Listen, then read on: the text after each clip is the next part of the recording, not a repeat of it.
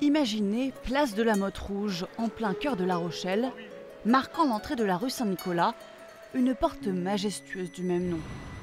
Elle s'y tenait au siècle dernier, comme le rapportent les photographies de ce livre mémoriel. C'est tout un ensemble de fortifications qui, pour les plus récentes, remontaient au siège de La Rochelle, mais qui, pour beaucoup, remontaient plus haut, hein, c'est-à-dire au Moyen-Âge. Et donc là, on a tous ces vestiges qui ont été rasés pour faire de la place à la gare.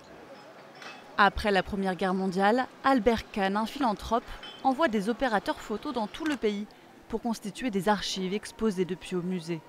Les photographies des Charentes ont été rassemblées dans ce recueil, dont celle de la gare de La Rochelle. Elle était en train d'arriver, si je peux dire. Elle sera terminée en 1922.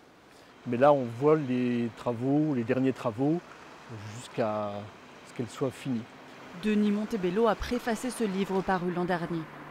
La gare précédente, elle existait à l'emplacement de l'actuel hôtel Mercure. C'était une gare en briques avec une grande verrière.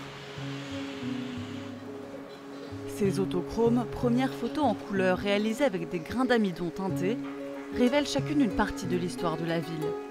Comme celle de la Tour de la Chaîne, dont les travaux abandonnés en 1915 ne reprirent qu'à la Seconde Guerre mondiale, ou celle du Vieux-Port et des ancêtres des voiliers qui l'occupent aujourd'hui.